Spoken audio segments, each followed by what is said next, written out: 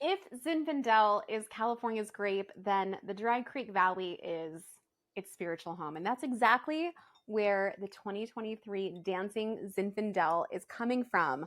I love this wine and I love Zinfandel. I feel like it's having such a moment right now, especially in California, as we start to see some producers harken back to the OG days of Zinfandel. Back when Zinfandel became a thing in the 1970s and 80s, Dry Creek Valley was sort of ground zero. It was where places like Raffinelli, Ravenswood, Segazio, Ridge were all looking to for great Zinfandel.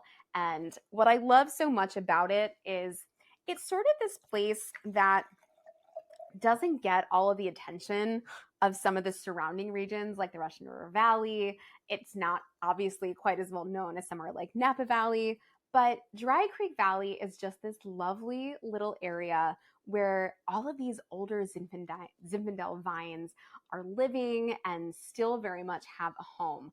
What I also love about this Zinfandel that I sort of alluded to in the beginning is this is sort of going back to the OG days. So what do I mean by that? Well, Zinfandel for the last few decades has been on sort of a bell curve, right? So when we first started seeing Zinfandel come out, this is before my time, but so I'm told, these wines were a little lighter. They were a little juicier. They were a little bit more lifted. They were a brighter style. And then as we sort of edged into the 90s and early 2000s, Zinfandel took on a bigger personality. Some of you might recognize this, right? We started seeing them in this really sort of big, bombastic way. Zinfandel was this juicy, intense grape. The reality of Zinfandel is that it doesn't have to be made that way. Zinfandel is actually a grape that's really, really high in acidity. It's a grape that, in a lot of ways, mimics some of the qualities that we associate more closely with that of Pinot Noir. It really just depends on how you make it. And so I say bell curve because if we started in this lighter, brighter style in the 70s and 80s and moved into more of this bombastic style in the 90s and 2000s, we're coming down off of that bell curve back to the 70s and 80s again. And that's exactly what's in this glass. Now, you might have seen that this is coming in a burgundy bottle, which is sort of indicative of this style, right? We're kind of leaning in that Burgundian style, if there is such a thing for Zinfandel. And as you smell this wine, you're going to notice that it's super juicy, right? It's giving you all the things that we associate with Zinfandel. So you're getting blueberry, you're getting raspberry, you're getting a little bit of that black pepper, you're getting the signature of Zinfandel, that sort of like peach blueberry yogurt thing. It's in there, I promise you. But what you might not be getting is this really big, ostentatious fruit, right? It's definitely there. It's definitely California. This is definitely warm climate. But there's something a little bit more reserved about this wine. Let's taste it. And there she is. The tannins are really soft, so you're not getting that drying, astringent feeling. It's juicy, but it's not overwhelming. This is a wine that to me feels really, really balanced. It feels Californian.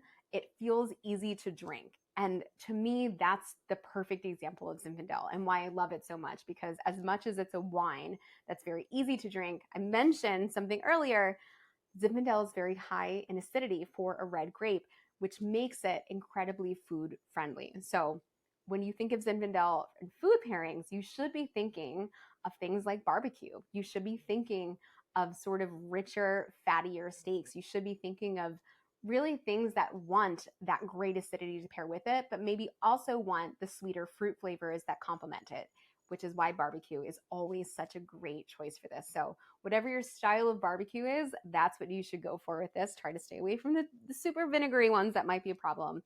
But as you taste this wine, let it open. It doesn't need to decant, but definitely give it a minute. Stay with it for, a few minutes, a few hours if you can, and let it sort of unravel. You don't need to serve this chilled, but you certainly can.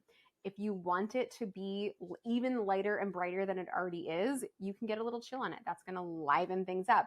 But if you want it to feel a little rounder, a little softer, if you want it to have that density that maybe you like from a bigger Zinfandel, serve it a little on the warmer side, closer to about 60 degrees. I think you guys are going to love this wine. I think for some of you, it may actually change your opinion on Zinfandel. I'm certainly excited to see the trajectory that Zinfandel's had. I am a Zinfandel fan. It's been something that I've been talking about a lot. And so if you're not on that train, well, please do get on it and join me and let me know what you think. Cheers.